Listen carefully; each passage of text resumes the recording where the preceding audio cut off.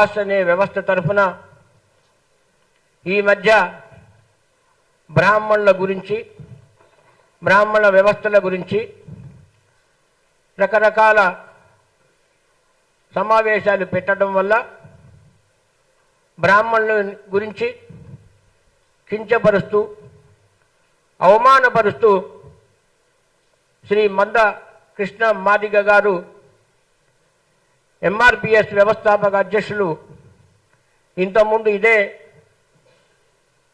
హాల్లో ఒక సమావేశం పెట్టి పూజారి వ్యవస్థ దేవాలయాల్లోంచి తొలగించాలని, బ్రాహ్మణులకి పూజారి పేటెంట్ హక్క, వీళ్ళు దేవదూతల, అవసరమైతే చట్టాన్ని మార్చాల్సిన అవసరం ఉందని చెప్పి మాట్లాడిన మీదట,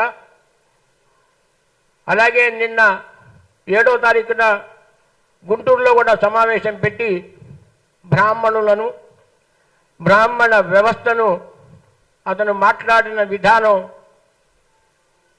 చాలా శోచనీయంగా, అతి జుగుప్సాకరంగా, అతి హేయంగా ఉండటాన్ని బ్రాహ్మణ సంఘాలన్నీ కూడా తీవ్రంగా నిరసిస్తున్నాం, అలాగే ఖండిస్తున్నాం.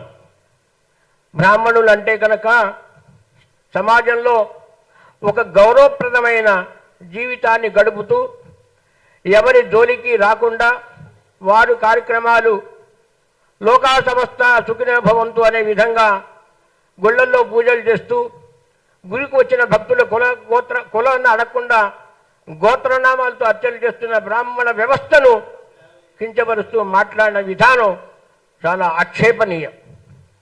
దాని గురించి ఇవాళ మొన్న గుంటూరులో జరిగిన మీడియా సమావేశాన్ని నిరసిస్తూ, ఖండిస్తూ, దాని గురించి ఈ రోజున మేము మీడియా సమావేశానికి రావడం జరిగింది.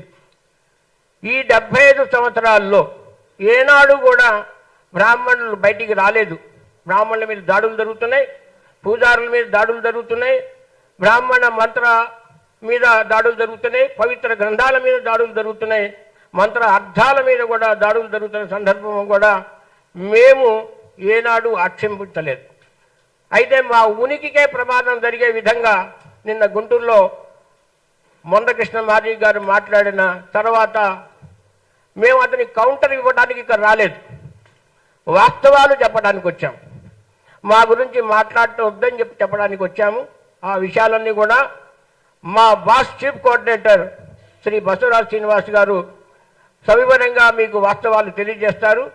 మీడియా సభ్యులందరూ కూడా దయచేసి ఓపికగా మా సమావేశాన్ని కవర్ చేయవలసిందిగా మరొకసారి విజ్ఞప్తి చేస్తూ మా బసవరాజ్ శ్రీనివాస్ గారిని మాట్లాడవలసిందిగా కోరుతున్నాను.